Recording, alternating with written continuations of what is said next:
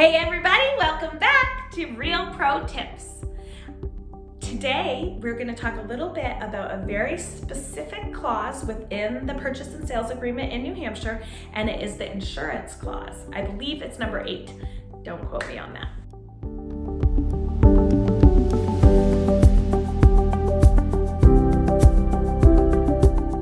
What is the insurance clause?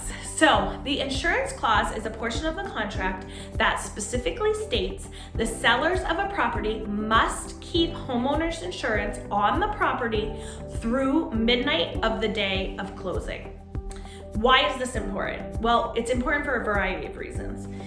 Let's say there is some sort of catastrophic damage to the property while you are under contract to purchase it. So let's say there's a hurricane and a tree falls and breaks a bunch of windows and falls on the roof of the home. Obviously, as the purchaser, that's a little bit concerning, especially because now there's issues with the home that you weren't anticipating, etc. It could be something as small as a leak in a toilet upstairs that leaked through and created mold or made a stain on the ceiling of the kitchen or whatever. What this clause says is that the sellers must keep homeowners insurance on the property through the day of closing. So you're asking yourself, well, what does that do for me as a buyer or for me as a seller? Well, it does something for both of you.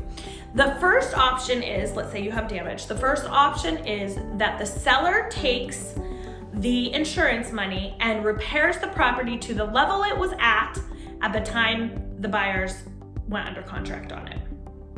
So this is a great option if the buyers kind of don't want to get involved. They just want it to be fixed and taken care of. What's the drawback? This could take some time, right? In order to get an adjuster out there, get a price, schedule all of the repairs, get all the repairs done, re-inspect it, and then move forward. Lots of things that can change in that amount of time.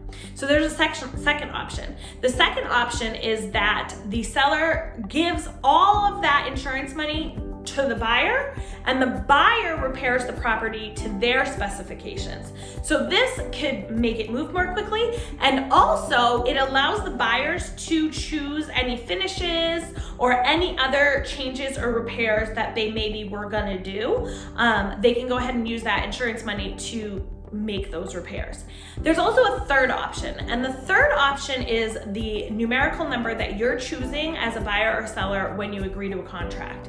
I usually recommend around $10,000, but it can be as low as 2 or 5, and it can be as high as 20 or more. What that says is you choose this particular dollar amount, and if the damage is above that dollar amount, so let's say we chose $10,000, if there is more than $10,000 of damage, then the buyer can walk away from the contract and get their escrow deposit back, and it kind of frees them up. Like, I don't have to purchase this home that now has all this damage to it. So this happens not that frequently, but the thing is that when it does happen, it is super stressful and it is a big deal. So this is something that is very important that you think about when you're putting in an offer, and as a seller when you're accepting an offer. You don't want someone backing out because there's $2,000 of damage. Just to be made clear, a very little bit of damage can add up to lots of money on the part of an adjuster, since they have to have it finished perfectly. So you don't want somebody to be able to get out of a deal because there were strong hurricane winds and some of your siding came off. That's like easily fixed. So that's what I have to say about the insurance clause. And if you have any questions whatsoever about home ownership, selling, or buying, you just keep dreaming big, and I'll keep being right here to help you make it happen.